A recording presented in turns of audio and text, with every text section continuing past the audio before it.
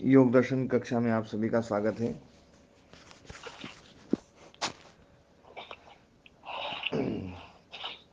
अब एक परिणाम के ऊपर बात चल रही थी, वासनाओं के ऊपर बात चल रही थी। वासनाएं किस प्रकार से कैसे कैसे होती है और वासनाओं का है ना जो है ना अभाव किस प्रकार से होता है। ये वासनाएं अनादि हैं और ये चित्त का धर्म है। चित्त आश्रय बनता है इनका। तो चित्त में अलग अलग वासनाएं उत्पन्न होती हैं, अलग अलग वासनाएं अभिव्यक्त होती हैं, सब जो होती हैं। तो ये क्या है, ये इसका क्या स्वरूप है? क्या ये पहले होती नहीं है बाद में आती हैं, या पहले से होती हैं बाद में अभिव्यक्त होती हैं? जो पहले नहीं है वो अभिव्यक्त नहीं होगी, वो उत्पन्न होगी। ध्यान देने वाली बात है। कोई धर्म जो पहले नहीं है, यदि अब आ गया है तो उसको मानना पड़ेगा कि भैया उत्पत्ति हुई है इसमें। और कोई धर्म पहले नहीं दिखाई दे रहा था लेकिन था, अब दिखने लग गया है, तो इसको बोलते हैं, हाँ जी आयुष्मान हो, तो इसको बोलते हैं कि अभिव्यक्त हो गया है। एक है ना उत्पत्ति होती है और एक अभिव्यक्ति होती है, दोनों में अंतर है। उत्पत्ति का मतलब है पहले अभाव था, जन्म से पहले अभाव। और अभिव्यक्ति का मतलब है कि अभिव्यक्त अवस्था से पहले वो अव्यक्त था, अनभिव्यक्त था, पर था जरूर, विद्यमान तो था।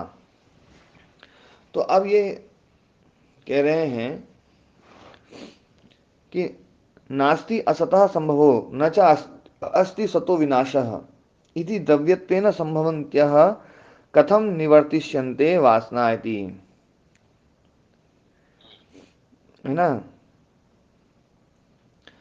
बोले नास्ति असतः संभवः, जो असत है, जो विद्यमान नहीं है, वो संभव नहीं हो सकता है।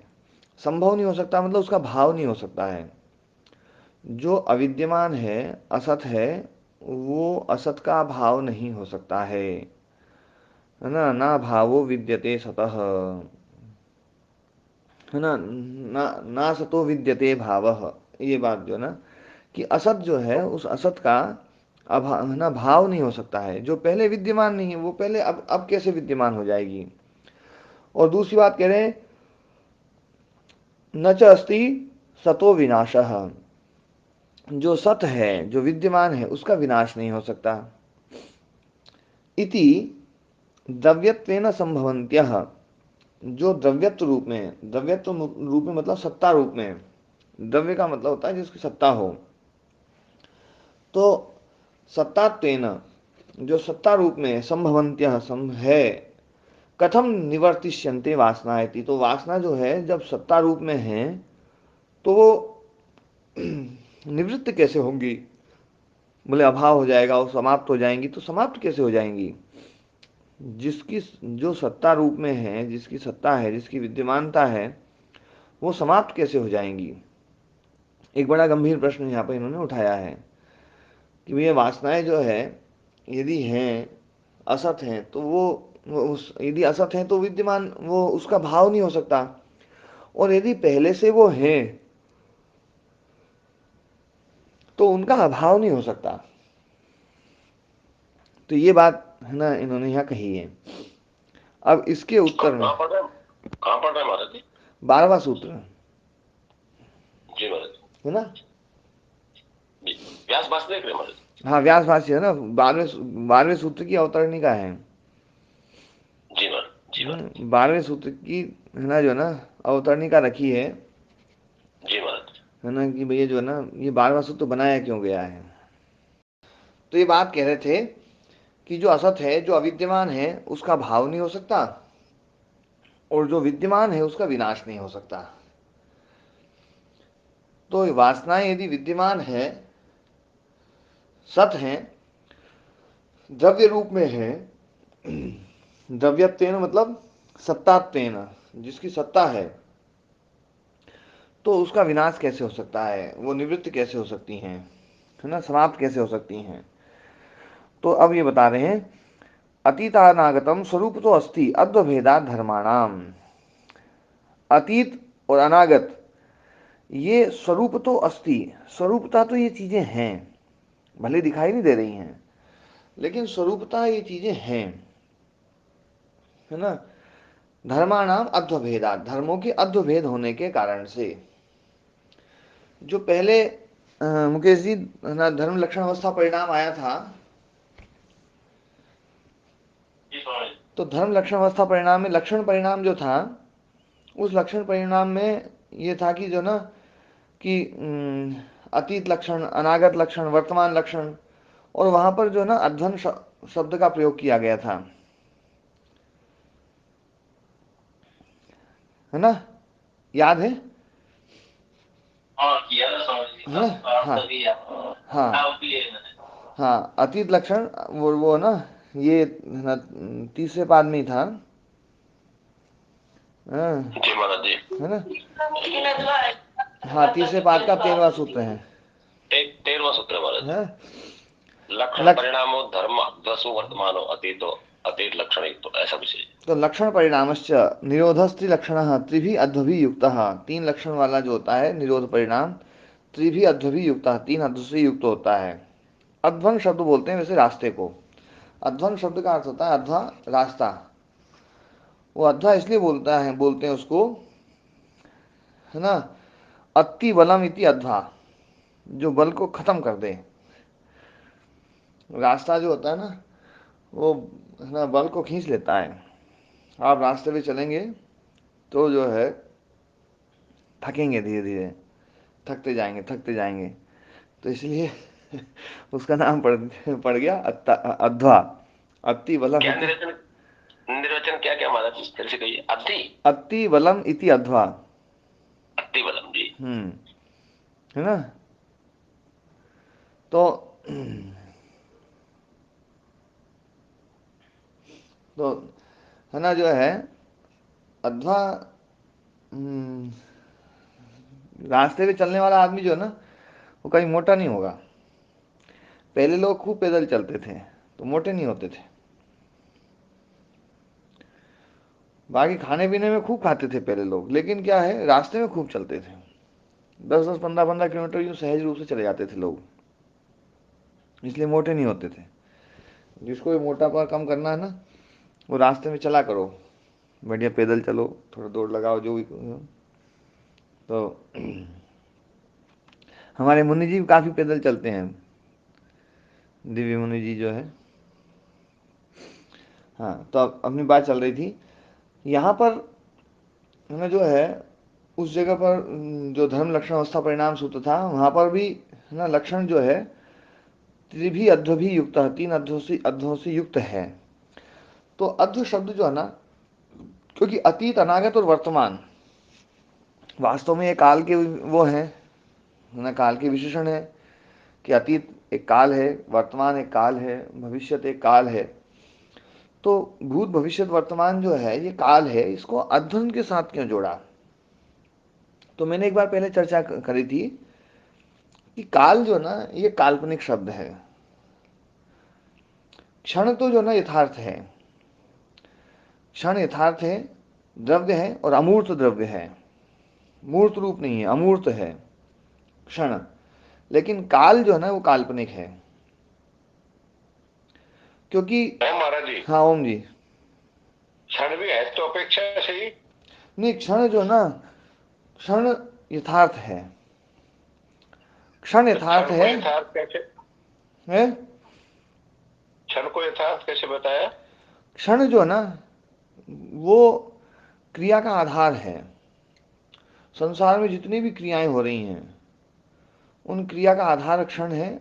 उस क्रिया से क्षण परिभाषित भले ही होता है, पर क्षण से क्रिया परिभाषित होती है। ठीक है महाराज। वास्तव में क्षण ही काल है, वास्तव में क्षण ही काल है, ये बात ध्यान देने वाली बात है। और क्षण में का जो क्रम है उसमें संयम करने से जो ना भूत जयता और बहुत सारी सिद्धियां आती है। तो क्षण तो यथार्थ चीज है। वहां पर बताया व्यास मुनि जी ने कि क्षण यथार्थ चीज है, अमूर्त है, अमूर्त वस्तु है, और काल जो है ना काल्पनिक है। अतीत वर्तमान भविष्य जो है ना, ये सब ये जो है ना, तो ये तो एक मतलब एक काल्पनिक है, क्योंकि अतीत अब है ही नहीं, तो उसको हम क्या बता सकते हैं। लेकिन हमने कल्पना करते हैं भैया कि चलो समय बीत गया था, जो उसमें परिणाम हुआ था वो अतीत हो गया, वो अतीत है।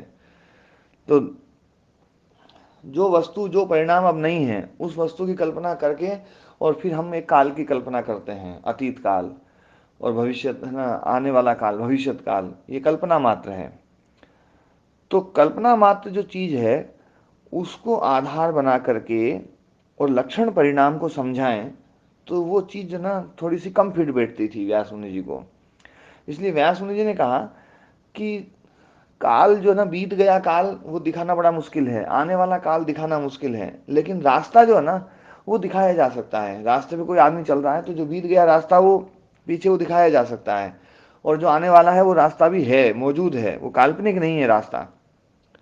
इसलिए लक्षण परिणाम में अध्वन शब्द का प्रयोग इसलिए होता है। समझ में आई बात जी दयाराम जी?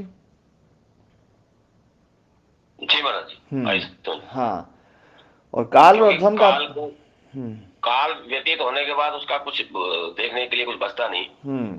तो परंतु अधूम में तो रास्ता पीछे जो हम तय करके आगे वो भी शेष है, तो उसको हम देख सकते हैं या दिखा सकते हैं, ऐसा हाँ, महाराज वो विद्यमान है। जी। ऐसा ही, और ऐसा ही काल और भविष्य अध्वन में। शब्द जो है ना, ये बड़े ना जुड़े हुए शब्द हैं। जैसे विद्या और विनय, मैंने पहले भी कहा था, विद्या और विनय जैसे जुड़े हुए शब्द होते हैं ना, विद्या विनय जी महाराज। संपन्न है ना, तो है ना जो है, ऐसे ही काल और अध्वन का बड़ा है ना योग है। इसलिए एक सूत्र भी है, कालाध्वन और अत्यंत संयोगे, जी महाराज। याद आया? अष्टाध्यायी में है जी। हाँ अष्टाध्यायी। जी। जी तो काल और अध्वन जो है ना, वो दोनों मतलब उनके साथ में नियम समान रूप से चलते हैं। तो यहाँ जी पर जो है ना अध्वन शब्द का प्रयोग किया गया है। अध्वन शब्द का मतलब जो है, रास्ता ले लो, अध्वन शब्द का अर्थ ले लो एक सरणी, या जो है ना पर मतलब कालकृत जो सरणी है, काल को जो ना तीन भागों में बांट दिया गया, तो तीन भागों में बांट दिया गया, उसका जो ना वो अध्वन शब्द के द्वारा कहा जा रहा है। तो अतीतानागतम स्वरूप तो अस्ति, अतीत अनागत स्वरूपता है, अद्वभेदा धर्माणाम। तो ये अतीत अनागत जो है ना, ये धर्म के विशेषण है जी। अतीत धर्म और अनागत धर्म, है ना। हम्म। धर्म के आधार पर अध्वन शब्द का प्रयोग है। अतीत धर्म जो है ना वो अतीत अध्वा है, और अनागत धर्म जो है ना वो अनागत अध्वा है। तो धर्म के आधार पर, धर्म के आधार के रूप में अध्वन शब्द का प्रयोग किया गया है। धर्म का आधार जो है ना वो कौन है? बोले अध्वा है। अतीत आधार बन गया है उस धर्म का, जो धर्म अब अभिव्यक्त होकर के खत्म हो, अभिव्यक्त होकर के अनभिव्यक्त हो चुका है। तो उसका आधार जो है ना वो अतीत अध्वा जो है ना वो बन गया है।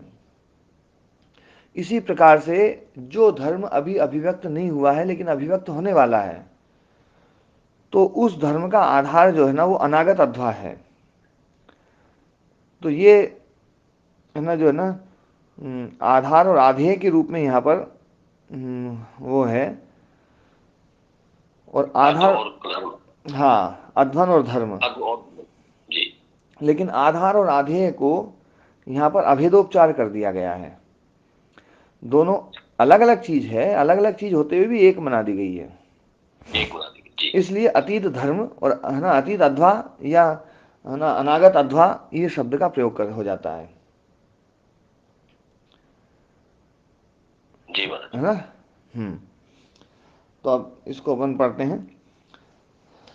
अतीत अनागतम स्वरूप तो अस्ति, अतीत अनागत जो है धर्मों का अतीत अनागत स्वरूप तो अस्ति, धर्माणाम अध्वभेदा, धर्मों के अध्वभेद होने से।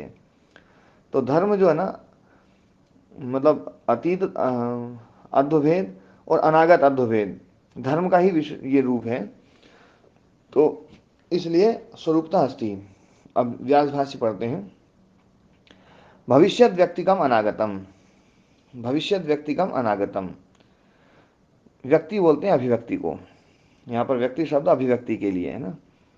भविष्यत व्यक्तिकम, भविष्यत है अभिव्यक्ति जिसकी, मतलब आगे जिसकी अभिव्यक्ति होगी वो हो गया अनागत। और अनुभूत व्यक्तिकम अतीतम, और जिसकी अभिव्यक्ति अनुभूत हो चुकी है, अब नहीं है लेकिन अनुभूत हो चुकी है, वो है अनुभूत व्यक्तिकम अतीतम, वो अतीत है।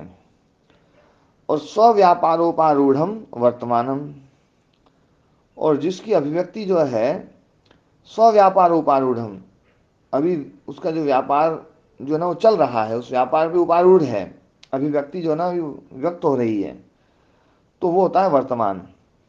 जो अभिव्यक्ति पर उपारूढ़ है, जो अभिव्यक्त हो रहा है, तो वो है वर्तमान। तो तीनों बताइए। त्रयम चेतद वस्तु ज्ञानस्य जेयम। और और महाराज ये, जी, हाँ जी। महाराज जी, फिर तो वर्तमान को तो केवल एक क्षण ही मानना पड़ेगा। हम्म। वर्तमान जो उपारूढ़ बता रहे हैं वो तो एक एक एक क्षण ही मानना पड़ेगा, एक क्षण से अधिक तो वर्तमान हो नहीं सकता, ऐसा ऐसा ऐसा हाँ अर्थ निकल रहा है। हाँ, जी। सबसे छोटा वर्तमान जो ना क्षण का होगा, है ना। छोटा बड़ा भी क्या कहें महाराज जी, वर्तमान तो एक क्षण ही, क्षण के अतिरिक्त और क्या हो सकता है? क्या क्योंकि है, दो दो क्षण तो एक साथ रहते नहीं। काल के ऊपर जो है ना बड़ी व्याख्याएं हैं, काल के ऊपर बड़ी लड़ाइयां हैं। काल कितना जी है, हाँ। काल क्या है ना। जी हाँ। तो पाणिनि ऋषि ने जो है ना व्याकरण बनाया, उसको अकालकम बनाया। अकालकम व्याकरणम, ये शब्द सुना होगा कभी आपने, व्याकरण थोड़ा बहुत पढ़ा हो तो ना। अकालकम ना महाराज व्याकरणम। जी, ये शब्द कभी सुना नहीं महाराज, इसको थोड़ा बताइए। हाँ, क्या अकालकम क्या कहते हैं? व्याकरणम। पाणिनि का जो व्याकरण है ना वो विशेष है। वो, जी। है ना, काल की उसमें बंधा नहीं है। काल का काल का प्रभाव नहीं होगा उस पर, ऐसा? हाँ, अकालकम व्याकरण, तो काल का प्रभाव मतलब नहीं है कि, मतलब क्या है कि काल की परिभाषा नहीं करी इन्होंने, काल के लफड़े जी। में नहीं पड़े, अच्छा अच्छा, है ना। जी महाराज, ये अर्थ है। जी। हाँ, उन्होंने एक सूत्र है कालोपसर्जने च तुल्यम, जी, ये तो आया सामने। है ना, उस सूत्र पर है। काल उपसर्ग है। हाँ, जी। जी। अकालकम व्याकरणम।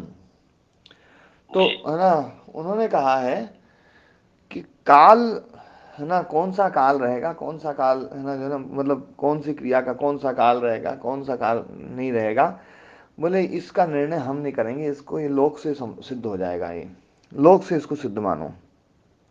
जी। लोक प्रमाण को वो कह करके, और पाणिनि जी ने पतला रास्ता लेकर के निकल गए वहां से, जी। है ना। कि लोक प्रमाणत्वात्, लोक प्रमाण होने से काल के ऊपर भैया कौन सा काल रहेगा ये हम इसमें व्याख्या नहीं करेंगे। तो लोक में प्रमाण होता ही है। आप वर्तमान काल का प्रयोग कई बार जो है ना एक एक साल के लिए करते हैं, है ना, जी महाराज। करते ही नहीं जी, करते हैं, युग के लिए भी करते हैं, है ना, वर्तमान युग। है ना। और एक एक जी। मतलब 100 100 साल के लिए, एक एक शताब्दी के लिए, है ना, जी महाराज। एक एक सहस्त्राब्दी के लिए, एक एक युग के लिए, एक एक कल्प के लिए, जी। है ना। जी। और अभी ब्रह्मा जी चल रहे हैं भैया, है ना, तत्सत ब्रह्म जो है ना, उनका जीवन चल रहा है, अब कितने साल हो गए हैं, तो जो जी। है अब यदि देखा जाए तो 36,000, है ना, कल्प बीत चुके हैं अभी तत्सत ब्रह्म जी के। जी। 36,000 कल्प बीत चुके हैं, लेकिन फिर भी वर्तमान काल चल रहा है, देखो, जी। है ना। तो वर्तमान काल जो है काल ना, की महिमा, काल की महिमा वास्तव में मतलब समझ बहुत मतलब विराट, बहुत हाँ, गंभीर विचार करने पर भी पूरा स्पष्ट तो नहीं होता। काल बड़ा विशेष है, उस पर चर्चा काफी हुई है। अब अपन इस पे सूत्र पे पढ़ते हैं कि भविष्यत व्यक्ति का अनागतम, भविष्यत अभिव्यक्ति जिसमें है धर्म की, धर्म की अभिव्यक्ति जो ना भविष्यत है जिसमें, वो है अनागत। और अनुभूत व्यक्तिकम, धर्म की अभिव्यक्ति जो ना अनुभूत हो चुकी है, वो है अतीत। और स्वव्यापार उपारूढ़ वर्तमानम, और धर्म जब स्वव्यापार में उपारूढ़ है तो वो वर्तमान है। त्रयम चेतद वस्तु ज्ञान से जेयम, ये तीनों ही वस्तुएं ज्ञान का जेय है। ज्ञान का जेय मतलब इनका ज्ञान होगा, तीनों वस्तुओं का ज्ञान होता है। तो तीनों वस्तुएं ज्ञान का जेय है, जेय मतलब प्रमेय है, जानने योग्य है। अब यदि ये वस्तु ही नहीं होती तो क्या ये जेय बन सकते थे? क्यों जी प्रदीप व्यास जी?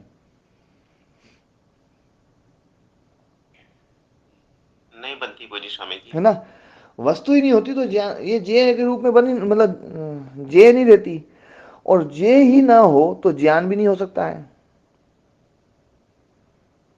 जो वस्तु ही नहीं है उसका ज्ञान कैसे हो सकता है। तो इसका मतलब है कि ज्ञान का यदि ज्ञेय है तो ये वस्तु है, ये सत्ता है इनकी। अतीत, अनागत और वर्तमान, वर्तमान का तो ज्ञान चलो ठीक है, वर्तमान है तो चलो ज्ञान हो रहा है, लेकिन हमें अतीत और अनागत धर्म का भी ज्ञान होता है। हमने दूध देखा, दूध देख करके दही है ना, जामन डाला तो अपने को बिल्कुल एकदम पता चल जाता भाई अब दही आने वाला है, कल दही खाएंगे। और उसी दूध को ध्यान में रख करके दही आता है। यूं नहीं है कि दही का अपन ने पहले देख रखा है, वो जो ना यूं कर रखा है, वो ध्यान में आता है। पहले वाला नहीं, इसी दूध को ध्यान में रख करके आता है भी हाँ ये दूध अब दही बनेगा, कल अपन खाएंगे यही दूध। अर्थात अर्थात महाराज जी, सिद्धांत को सामने रख के ज्ञान के लिए ज्ञाता, ज्ञेय और ज्ञान, ज्ञान यदि उत्पन्न होगा किसी वस्तु का तो वहाँ कोई विषय भी है और कोई जानने वाला भी है। हाँ, वो ज्ञेय भी है और ज्ञाता भी है। तो तो ज्ञेय को लेकर के इस सिद्धांत को इस सिद्धांत को लेकर ये सिद्ध करना चाह रहे हैं कि अनागत और अतीत भी है। हाँ, स्वरूपता अस्ति, स्वरूप से है वो। स्वरूप से है जी। हाँ, यदि नहीं होते तो ज्ञेय रूप नहीं बनता, है ना। तो त्रयम चेतद वस्तु ज्ञान से ज्ञेयम, तीनों वस्तुएं है ना, मतलब भविष्य व्यक्तिगम, अनुभूत व्यक्तिगम और अनाभ है ना, स्वव्यापार उपारूढ़, ये है ना, ये तीनों जो है ये विद्यमान है ये। यदि चाहे तत् स्वरूप तो न अभविष्यन, यदि ये स्वरूप से न अभविष्य यदि नहीं होती, न इदम निर्विषयम ज्ञानम उत्पत्स्यत उदपत्स्यत, यदि ये स्वरूप से ये वस्तुएं नहीं होती तो निर्विषय, जिसका विषय ही नहीं है, जो वस्तु ही नहीं है, जिस वस्तु का ही अभाव है, ऐसी वस्तु जो निर्विषय, तो उस वस्तु के अभाव के कारण से निर्विषय ज्ञान, जिस ज्ञान का विषय नहीं खत्म हो गया है, ऐसा ज्ञान कैसे उदपत्स्यता, कैसे उत्पन्न होता। तो इसका मतलब है कि जो सत्तात्मक वस्तु है वही ज्ञेय रूप में बनती है, उसका ज्ञान होता है। और जो निर्विषय है वो है ना, जो है वो ज्ञान, उसका ज्ञान उत्पन्न नहीं हो सकता है।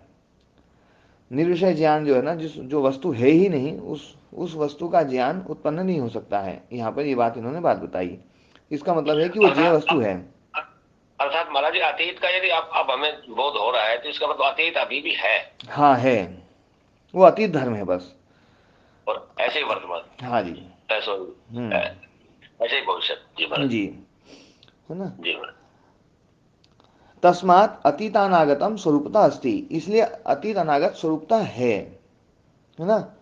किंच, और भी, भोग भाग्यस्य वा अपवर्ग भाग्यस्य वा कर्मणः फलम उत्पित्सु यदि निरूपाख्यम इति तदुद्देश्येन तेन निमित्तेन कुशलानुष्ठानम न युज्येत। और भी, किंच मतलब और भी बात धरने, भोग भाग्यस्य वा अपवर्ग भाग्यस्य वा, है ना, जो है भोग भागीय जो है ना, मतलब भोग पक्ष वाला जो कोई कर्म है, या अपवर्ग भागीय जो कर्म है, ऐसा कर्म जो ना हमें अपवर्ग की तरफ ले जाए, या ऐसा कर्म जो हमें जो भोग की तरफ ले जाए, ये दोनों कर्मों के यदि फल जो ना, जो कर्मों का फल है, उत्पित्सु, उत्पित्सु मतलब जो है उत्पन्न होने का इच्छुक, मतलब जो अभी उत्पन्न होने वाला है, फल फल उत्पत्ति की जब आसन्नता होती है तो उसी में संप्रत्यय होता है यहाँ पर, है ना, जो है ना, क्योंकि फल तो क्या इच्छा करेगा, लेकिन फल उत्पन्न होने वाला है, आसन्न है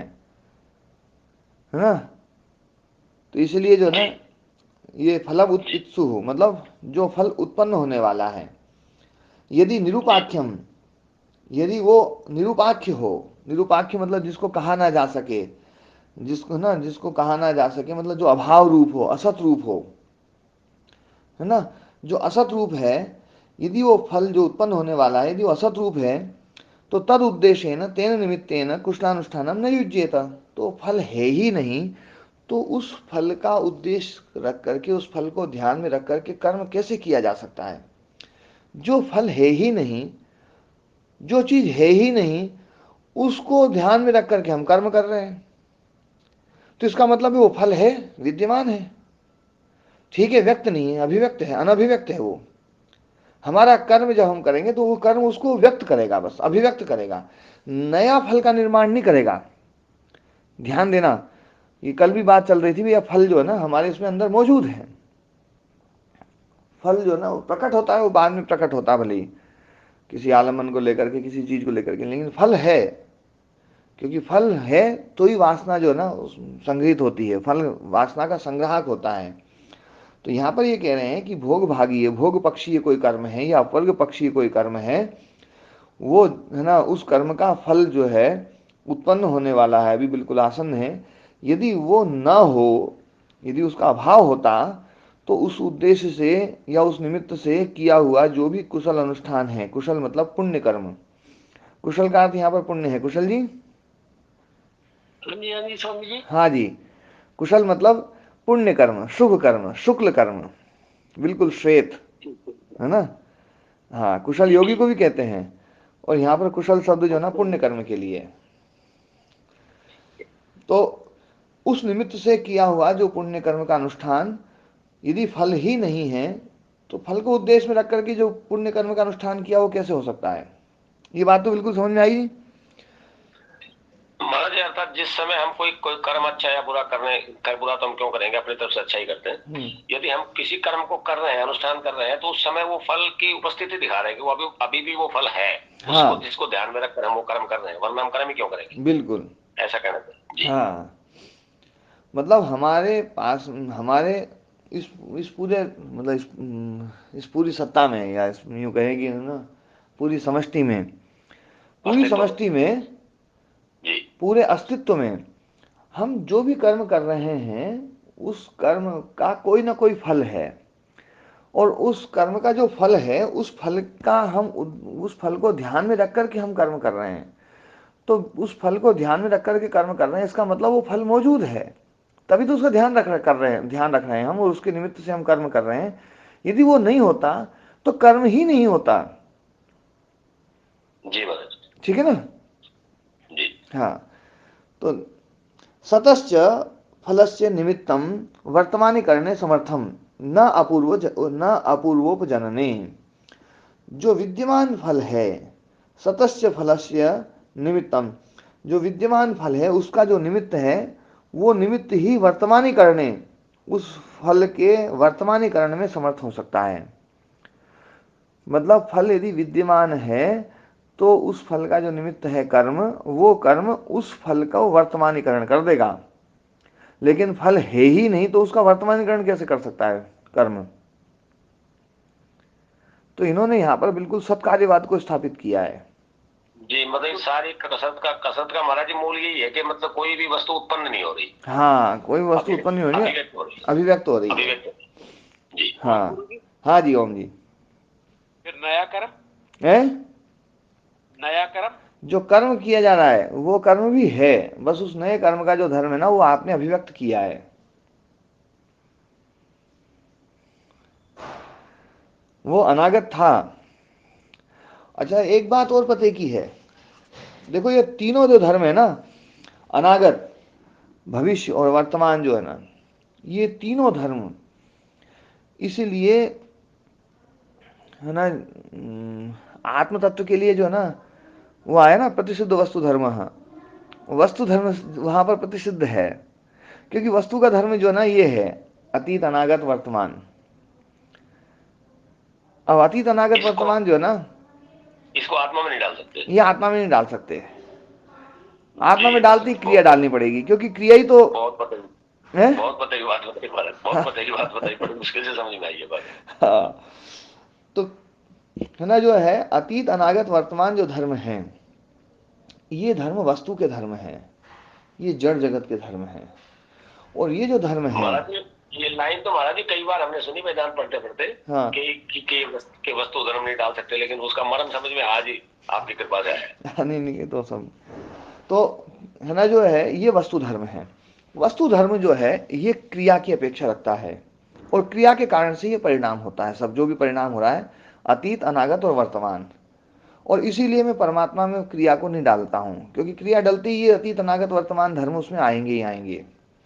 जो धर्म अभी अनभिव्यक्त था वो अभिव्यक्त होगा, मतलब परमात्मा ऐसा दिखेगा कि कुछ धर्म तो उसके अभिव्यक्त हो चुके हैं और है ना जो ना अतीत हो चुके हैं, कुछ धर्म ऐसे होंगे जो वर्तमान चल रहे हैं, कुछ धर्म अभी जो ना प्रकट नहीं हुए अभी आएंगे।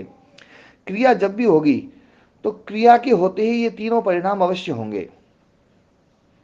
अर्थात महाराज जी परमात्मा में ये धर्म डालते ही फिर हमको परमात्मा को जो परिवर्तनशील मानना पड़ेगा। हाँ, परिणामी मानना पड़ेगा। परिणामी मानना पड़ेगा। परिणामी मानना पड़ेगा। क्रिया, और फिर क्रिया जो है ना, क्रिया डालती है परिणाम आएगा। जी जी। है ना। और क्रिया डालती काल का असर हो जाएगा, जो मैं बार बार बोलता हूं ना कि क्रिया आती ही काल का असर होगा। जी। है ना। फिर उसको अकाल नहीं कर पाएंगे। अकाल, अकाल नहीं कहेंगे।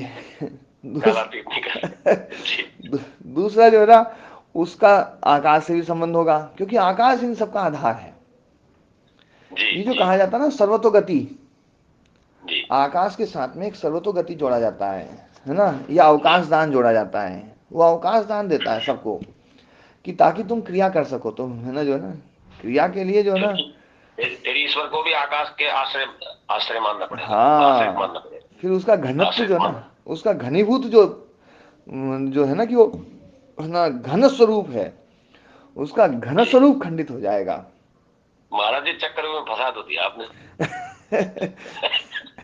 अच्छा, कल मैंने जो बात बताई थी तो कल कई लोग यूं सोच गए कि यार गुरु जी ने जो है ना मतलब दोनों ही पक्ष स्वीकार कर लिए, जबकि मैंने कल भी ये बात बोली, परमात्मा की उपस्थिति से इस संसार में जो कुछ भी हो रहा है, उस संसार के होने के कारण से हम उसमें कुछ गुण डाल रहे हैं परमात्मा में। कल मैंने यही समझाया था। जैसे यहाँ पर हमारे मंदिर में मूर्ति है, उस मूर्ति के पास में जो ना 40 बीघा जमीन है ना, 40 से थोड़ी सी कम, और वो 40 बीघा जमीन के कारण से मूर्ति जो है ना, भगवान की मूर्ति जो है ना, ये भूमि स्वामी है। ये भूमि स्वामी जो है ना, वो जमीन के कारण से है। माने इससे महाराज जी ये भी समझ में आएगा कि जो हम आत्मा का दृष्टा स्वरूप बताते हैं वो भी दृश्य के सापेक्ष ही है। हाँ, यही बात मैंने कल भी बताई थी, पहले बहुत अच्छे समझाई थी कि जी दृश्य के महाराज। कारण से आत्मा दृष्टा है। सृष्टि के सृजन के कारण से वो सृष्टि करता है, वो सृष्टि करता नहीं है। ये सृष्टि में सृजन है, इसलिए वो सृष्टि करता है। उसकी उपस्थिति के कारण से सृष्टि में सृजन है, ये बिल्कुल पक्का है।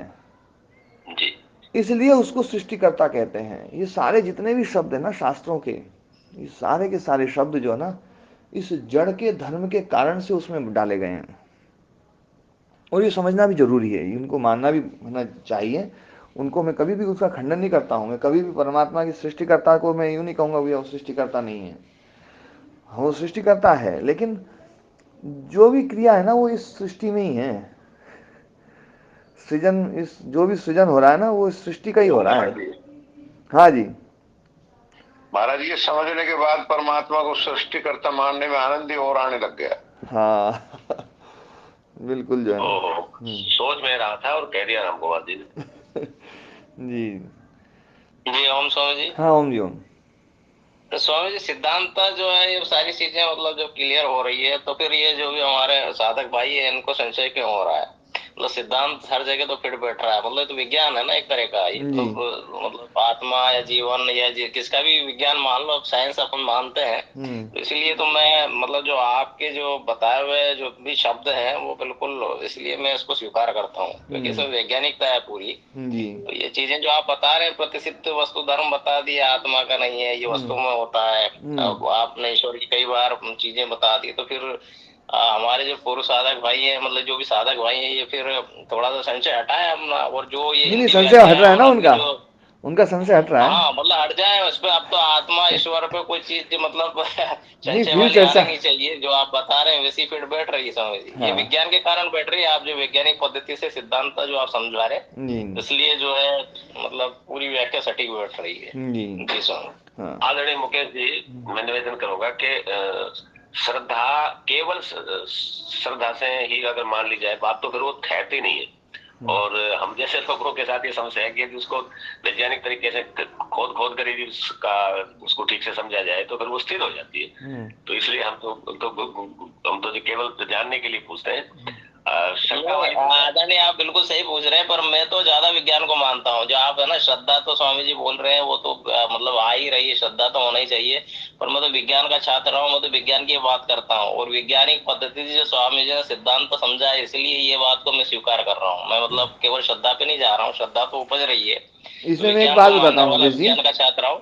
इसमें जी एक जी बात मैं जी बताता स्वामी। हूँ। क्या होता है, कुछ होते हैं कोरे कागज, कुछ होते हैं लिखे हुए कागज। लिखे हुए कागज में कुछ लिखना होता है ना, जैसे आपने देखा होगा कि कोई शब्द आपसे, कोई एक शब्द में एक कोई सा वर्ण जो है ना गलत दिखा गया, तो उसका एक तरीका होता है कि पूरे शब्द को काट करके दोबारा लिखा जाए, और एक दूसरा तरीका होता है कि उस अक्षर पर जो गलत अक्षर था उस पर सही वाला अक्षर जो है 2-3 बार फेर दिया जाए। होता है ऐसा,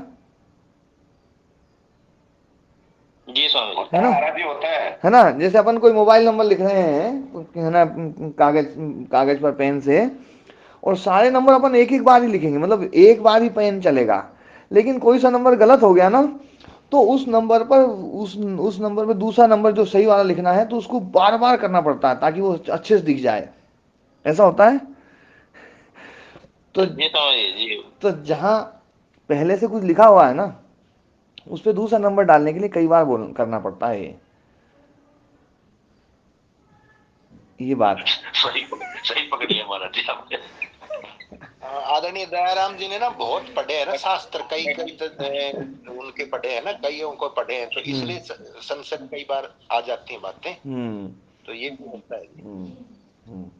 मुझे तो ऐसा लगता है स्वामी जी आप प्राण प्रतिष्ठा भी करवा दोगे अच्छी तरह से पत्थर में भी। मुझे स्वामी हाँ स्वामी जी जी।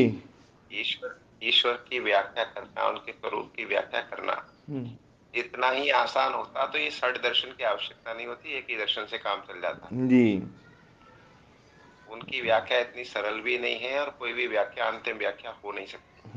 नहीं, कोई व्याख्या अंतिम नहीं हो सकती। बिल्कुल सही है। और देखो क्या है, बस मैं तो उस स्वरूप को जो अभी सांख्य योग जो समझा रहा है, सांख्य योग जिस स्वरूप को समझा रहा है, मैं केवल उस स्वरूप को समझाने की बात कर रहा हूं। और उस स्वरूप में ये जरूर मैं समझाऊंगा कि यदि क्रिया डाल दी जाएगी तो उसमें क्या क्या दोष आ सकते हैं, और उन दोषों को हटाने का अपने पास में और कोई तर्क नहीं रहेगा फिर। जी।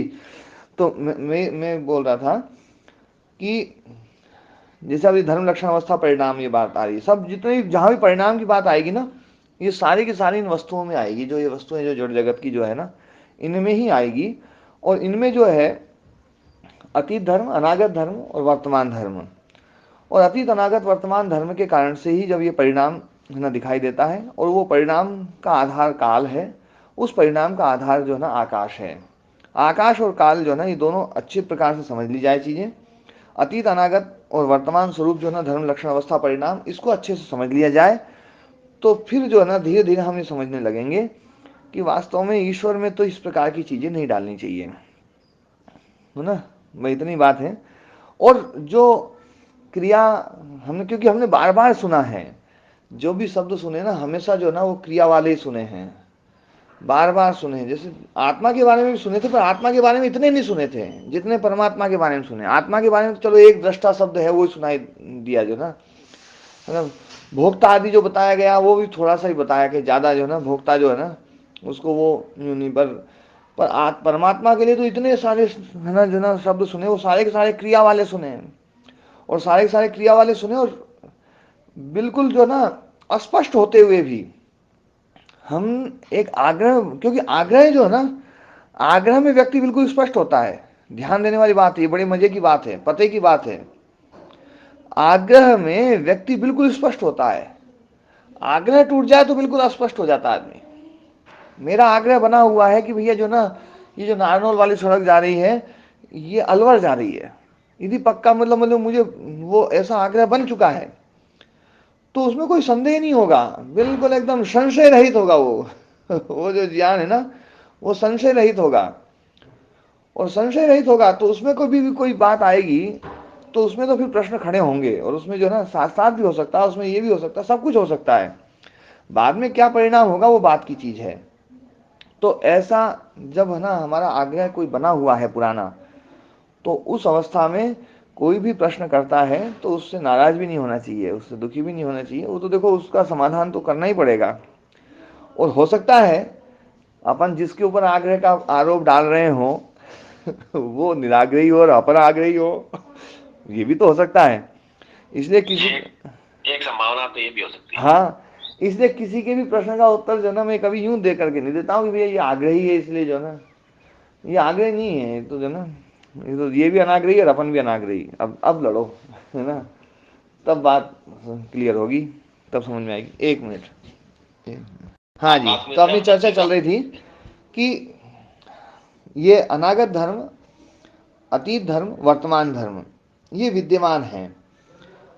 और फल को भी लेकर के इन्होंने कहा भैया फल जो है ना वो विद्यमान है, यदि विद्यमान नहीं होता तो उसके निमित्त जो है ना कर्म नहीं किया जा सकता था। अविद्यमान चीज के लिए कौन कर्म करेगा? तो जो चीज अनभिव्यक्त है उसकी अभिव्यक्ति के लिए तो कर्म किया जा सकता है। तो है ना जो है सतस्य फलस्य निमित्तम वर्तमानी करने समर्थम न अपूर्वोपजनने, यह बात चल रही थी कि जो फल विद्यमान है उसका निमित्त उसके वर्तमानी करने में समर्थ हो सकता है, न अपूर्वोपजनने, जो पहले है ही नहीं उसको पैदा करने में जो है ना वो समर्थ नहीं हो सकता है। मतलब सत्कार्यवाद को सिद्ध कर रहे हैं। सिद्धम निमित्तम नैमित्तिकस्य विशेषानुग्रहणम कुरुते न अपूर्वम उत्पादयति। सिद्धम निमित्तम, जो वर्तमान निमित्त है, सिद्ध मतलब वर्तमान, जो अभी है, तो सिद्धम निमित्तम जो वर्तमान निमित्त है, नैमित्तिकस्य विशेष, जो नैमित्तिक है, निमित्त के कारण से जो पैदा होने वाला है, उस नैमित्तिक के सद्भावे होने में विशेषानुग्रहणम कुरुते, मतलब जो विशेष का अनुग्रह करता है। विशेष मतलब वर्तमान। देखो तीन धर्म हैं, अतीत, अनागत और वर्तमान। तो जो वर्तमान है ना वो विशेष है। वो विशेष क्यों है? वो भेदक है।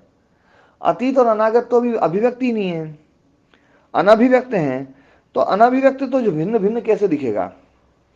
भिन्न तो वो दिखेगा जो अभिव्यक्त है। तो विशेष होता है जो भेदक होता है, भिन्नता दिखलाता है। तो जो वर्तमान निमित्त है वो नैमित्तिक के होने में विशेषानुग्रहणम कुरुते, विशेष का अनुग्रह करता है, मतलब उसको वर्तमानीकरण कर देता है, वर्तमान का अभिव्यक्तिकरण कर देता है। न अपूर्वम उत्पादयति, अपूर्व का उत्पादन नहीं करता है वो। जो चीज है उसी को प्रकट करता है, बस ये बात जो है ना। महाराज जी ये वाक्य थोड़ा समझ में नहीं आया, फिर से समझाइए थोड़ा। हाँ फिर से करो। जो सिद्धम निमित्तम, जो वर्तमान निमित्त है, नैमित्तिकस्य, जो निमित्त से उत्पन्न होने वाला जो द्रव्य है, उस निमित्त से उत्पन्न होने वाले द्रव्य का के विशेष का अनुग्रहणम कुरुते, नैमित्तिकस्य विशेषानुग्रहणम कुरुते। निमित्त के कारण से जो धर्म पैदा होगा उस धर्म के विशेष का अनुग्रह, मतलब उसके वर्तमानीकरण का अनुग्रह, वर्तमानीकरण का प्रकटीकरण, वर्तमानीकरण का प्रकटीकरण, इसको है ना जो है विशेषानुग्रहणम को अभिव्यक्ति रूप जो विशेष अवस्था है उसको प्राप्त कराता है। महाराज जी जो पहला जो सिद्धम पद है, सिद्धम, हाँ, इसको अर्थ अगर सिद्ध करने अर्थ में ही ले लें वर्तमान के स्थान पे तो नहीं, सिद्धम निमित्तम मतलब निमित्त विद्यमान है, निमित्त है। या इसको ऐसा नहीं कह सकते महाराज जी कि निमित्त जो है वो नैमित्तिक के विशेष का अनुग्रह करने में सिद्ध है ना, ऐसा नहीं कह सकते। ऐसा भी कर सकते हैं, लेकिन अभी देखो मैं इसको ना विशेषानुग्रहणम का अर्थ लिखो आप। विशेषानुग्रहण मतलब जो है, मतलब अभिव्यक्ति रूप जो है, अभिव्यक्ति रूप जो विशेष अवस्था है जी, विशेष मतलब अभिव्यक्ति रूप जो विशेष अवस्था है उसको प्राप्त करने में समर्थ होता है जी, है ना। प्रापणम कुरुते, उसको विशेष रूप को अनुग्रह करता है, अनुग्रह करता है मतलब प्राप्त करा देता है। जी तो है ना सिद्ध अर्थ जो है ना ये अनुग्रह से ही निकल गया है ना। जी ठीक है ना। तो विशेषानुग्रहणम कुरुते, फिर जो ना, इसलिए फिर सिद्ध जो ना ये निमित्त को का विशेषण बन जाएगा। तो सिद्धम निमित्तम, जो निमित्त विद्यमान है, विद्यमान निमित्त जो वर्तमान निमित्त है, वो नैमित्तिक के मतलब जो नैमित्तिक का विशेषीकरण करने में जो है वो समर्थ है। हाँ हाँ, नैमित्तिक और निमित्त ये दोनों चीजें समझ लो एक बार। थोड़ा सा मैं इसको क्या उदाहरण के साथ समझाने के लिए रुका था। जी। जैसे कोई निमित्त है, मान लीजिए निमित्त है, किसान है और हल है और पानी है ना, जो ना खेत है, ये सब निमित्त हैं। और जो फल है वो है, मतलब जो उसमें जो फसल होगी वो है नैमित्तिक। जी। तो ये जो सिद्ध निमित्त है, सिद्ध निमित्त मतलब जो वर्तमान निमित्त हैं, ये सारे के सारे है निमित्त तो हैं, लेकिन नैमित्तिक यदि नहीं हो तो ये निमित्त जो ना, सिद्ध निमित्त भले कितने ही सिद्ध हों, वो नैमित्तिक को प्रकट नहीं कर सकते, कि नैमित्तिक तो है ही नहीं। तो जो चीज है ही नहीं वो उत्पन्न नहीं हो सकती। जो चीज पहले है वो अनभिव्यक्त है, उसको व्यक्त अभिव्यक्त करती है। तो ये सारे जो निमित्त हैं, ये सारे निमित्त उस गेहूं के जो ना अनागत धर्म था, उस अनागत धर्म को वर्तमान धर्म करते हैं। वर्तमान धर्म करना ही उसका विशेषानुग्रह है। विशेषानुग्रह का मतलब हो गया कि उसका जो अनागत धर्म था, उस अनागत धर्म की अभिव्यक्ति रूप विशेष अवस्था उसको प्राप्त करा देना। माने अनागत धर्म को वर्तमान धर्म में लाने के लिए वो यानी निमित्त जब ये बताया जाए, मुख्य बात मेरे को समझ में आया बाबा जी कि निमित्त जो है, जो निमित्त अब वर्तमान में है, हाँ, जो निमित्त वर्तमान में है, वो जिस जो नैमित्तिक इन निमित्त से जो उत्पन्न होने मतलब प्रकट होने वाला है, उसकी भी उपस्थिति अभी है। हाँ, ये तो केवल उसको वर्तमान करने में समर्थ हो रहे हैं। हाँ, तो वो नैमित्तिक जो ना वो है, पर वो सामान्य अवस्था में है। सामान्य अवस्था मतलब अतीत अनागत अवस्था में है, अतीत अनागत में, है ना। तो उसके विशेष का अनुग्रह करता है, मतलब वो वर्तमानीकरण करता है जी, है ना। हाँ जी, समझिए क्या है ए? नैमित्त फल नैमित्य। हाँ, नैमित्तिक, नैमित्तिक मतलब निमित्त से पैदा होने वाला। फल नैमित्तिक। हाँ, फल हो गया नैमित्तिक, कर्म हो गया निमित्त। स्वामी जी। हाँ जी, कर्म है, कर्म के साधन है, सब निमित्त है जी। हाँ स्वामी जी, विशेषानुग्रहणम आप लिखवा रहे थे ना। हाँ, तो अभिव्यक्ति रूप विशेष अवस्था को प्राप्त करने में समर्थ करता है, ऐसा लिखा। हाँ, अभिव्यक्ति रूप विशेष अवस्था प्रापणम कुरुते, है ना। ये है ना, ये यही भाषा जो है ना लिखी है ना उन्होंने, तत्वशादी वालों ने भी। अभिव्यक्ति रूप विशेष अवस्था को प्राप्त कराने वाला है ना, विशेष अवस्था को प्राप्त करा देता है ना। अभिव्यक्ति रूप विशेष अवस्था मतलब वर्तमान रूप अभिव्यक्ति रूप मतलब वर्तमान अवस्था। हाँ, वर्तमान, अभिव्यक्ति रूप मतलब वर्तमान, है ना। तो अभिव्यक्ति रूप विशेष अवस्था, अभिव्यक्ति रूप विशेष अवस्था मतलब अभिव्यक्ति रूप वर्तमान अवस्था। हाँ जी जी महाराज, इसका जो अगला पद है ये बिल्कुल स्पष्ट कर रहे हैं, ना अपूर्व उत्पादयति, ना अपूर्वम उत्पादयति, अपूर्व का उत्पादन नहीं कर रहा है जी, है ना। जो अनभिव्यक्त था उसी को अभिव्यक्त कर रहा है, बस इतनी बात है ना। अनभिव्यक्त जो था सामान्य, उसको अभिव्यक्त कर रहा है, ये विशेष हो गया, है ना। ना अपूर्वम उत्पादयति, अपूर्व का उत्पादन नहीं हो रहा है, ठीक है ना जी। तो अपूर्व क्या हुआ स्वामी? अपूर्व क्या हुआ? अपूर्व मतलब जो पहले है ही नहीं, वो है अपूर्व। तो अपूर्व का उत्पादन नहीं हो रहा है ना। दूध में निष्कर्ष महाराज मुख्य हुआ कि जब निमित्त है तब नैमित्तिक भी है। हाँ, दूध में दही से हमने छाछ बनाई, तो वो छाछ दही में मौजूद है या नहीं है? है जी, है, लेकिन क्या दिखाई दे रही है? नहीं दे रही, नहीं जी, नहीं दिखाई दे रही। तो वो होगी अनभिव्यक्त। तो अनभिव्यक्त हो गई, वो होगी उसकी सामान्य अवस्था, और अभिव्यक्त अवस्था होगी विशेष अवस्था। तो वो जो उसके जितने भी निमित्त हैं, वो है ना मथनी है, या वो जो ना व्यक्ति है जो उसको बिलो रहा है, वो रस्सी है, वो घड़ा है, सब जितने भी निमित्त हैं, वो सारे के सारे निमित्त उस जो नैमित्तिक जो छाछ है, वो नैमित्तिक छाछ के विशेष अवस्था, मतलब अनभिव्यक्त अवस्था को अभिव्यक्त करने वाली जो ना अवस्था, तो अभिव्यक्त अवस्था करने ना ही कराते हैं, अभिव्यक्त अवस्था को प्राप्त करा देते हैं। मतलब अनभिव्यक्त अवस्था थी, उस अनभिव्यक्त अवस्था को अभिव्यक्त अवस्था में करा देते हैं उसको। भाई इतना ही करते हैं। अनभिव्यक्त को समझे, इसको अपूर्व भी इसी को कहेंगे। हाँ, अभी बता रहा हूँ। तो अनभिव्यक्त को अभिव्यक्त कर दिया, ऐसा नहीं करते वो कि पहले थी ही नहीं, वो छाछ थी ही नहीं और छाछ को पैदा कर दिया हो, ऐसा नहीं है ना। अपूर्वम उत्पादयति, अपूर्व का उत्पादन नहीं करते ये निमित्त। जो निमित्त है वो छाछ बनाते नहीं है, छाछ जो थी उसमें पहले से उसको केवल अभिव्यक्त करते हैं, नया नहीं बनाते हैं। आई बात समझ में? अभी नहीं तो, अभी समझ में नहीं आई नहीं तो बहन जी को, है ना? आ रही है स्वामी जी।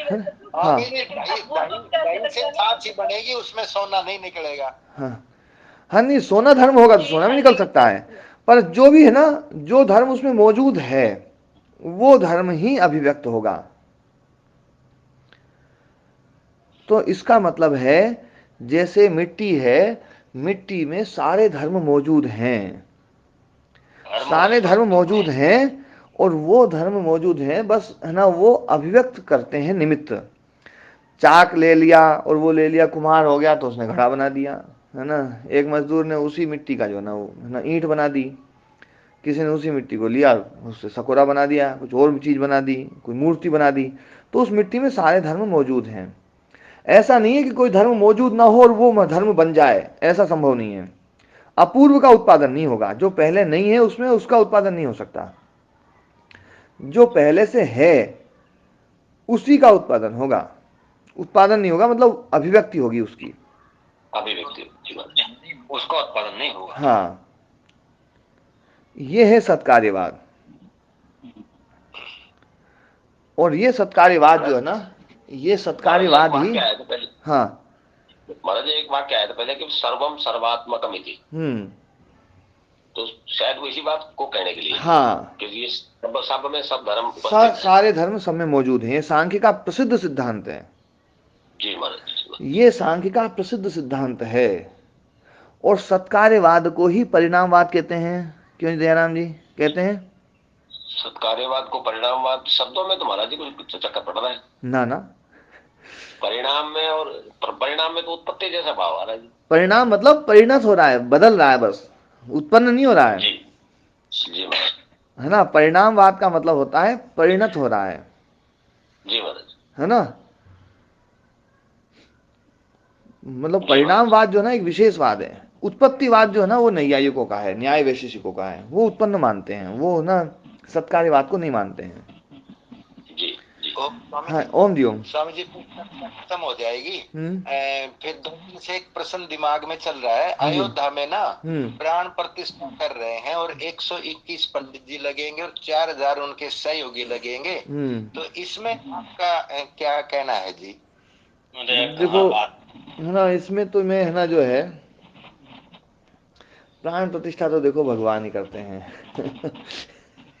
ठीक है। उनकी उपस्थिति में प्राण प्रतिष्ठा होती है। और बाकी तो जो है ना देखो एक परंपरा चल रही है, उस परंपरा को है ना जो है ना निर्वहन करना भी, कई परंपराएं ऐसी हो जाती हैं कि वो परंपरा जो है ना वो हमारे कुछ एक बड़े वर्ग के उस स्वाभिमान से जुड़ जाती है। और वो स्वाभिमान से जुड़ने के कारण से अभी जो है ना राम मंदिर तो जो है देखो एक स्वाभिमान का प्रतीक बन चुका है। बस ये जो है ना इस मंदिर की व्यवस्था करने वाले लोग जो है ना, बहुत पैसा इकट्ठा हुआ है, बहुत सब कुछ हुआ है ना। और आप लोगों ने भी दिया होगा, मैंने भी दिया है ना जो है, हाँ, तो सबने दिया ना। तो वो जो पैसा है ना, वो पैसा वहाँ मंदिर निर्माण के साथ साथ वहाँ पर जो हमारी संस्कृति का है ना सबसे बड़ा आधार रहा है ज्ञान पक्ष, उस ज्ञान के विकास में भी वहाँ पर वो पैसा लगेगा, ऐसा मुझे बताया है। वो लगे वो बहुत अच्छा रहेगा। और वो देखो एक केंद्र है वहाँ पर, वो है ना जो है ना जो मस्जिद बना दी थी एक, है ना, तोड़ करके हमारे प्रतीकों को, तो इसलिए वहाँ पर वो, है ना, प्रतीक स्थापित हो जाए, ठीक है, वो बढ़िया है। बाकी देखो ईश्वर का जो स्वरूप है ना, जो मैंने बताया है, वो तो यही है। नहीं मेरा क्लियर हो गया, मैं यही बस थोड़ा सा यही था, बस मैं पहले यही मान रहा हूँ, पर मैं आपसे थोड़ा इसकी पुष्टि करवा रहा था। जी जी। मैं तो वो बाबरी मस्जिद को तोड़ने जाने वालों में हूँ, मैं तो बाबरी मस्जिद तो ढाई तो मैं गया था यहाँ से युवकों को अच्छा, लेके। हाँ हाँ, तो बहुत बढ़िया जी। तो मैं वही था, मैं तोड़ने वालों में था। तो फिर हम जो ना वो मंदिर जो बनेगा तो उसमें जो ना वो 22 जनवरी को है, तो उसमें मैं चला जाऊंगा। जी जी जी, बहुत अच्छा। तो अपना आप काम तो पूरा हो जाओगे, जाएगा। है? आप तो जाओगे मन बेर है। नहीं, बुलावा आया वहां से मेरे पास में। हाँ बिल्कुल, महाराज जी जरूर आया होगा, जाओगे आप। हाँ, एक जिले से एक व्यक्ति को आया है, तो उसमें ना इस जिले में मेरे पास में आया है बुलावा। अभी हो सकता है और भी लोगों वहाँ को की बुलावा आ पूजा सकता है, वहाँ पर की पूजा के जो जितने भी पात्र है ना, हम्म वो सोना और चांदी के मेरे भतीजे ने दिए हैं जी वहाँ। हम्म हम्म हम्म 1.5 किलो बहुत ही बढ़िया। जी। ठीक है ना, आज पाठ को यहीं विराम देते हैं। ओम शांति।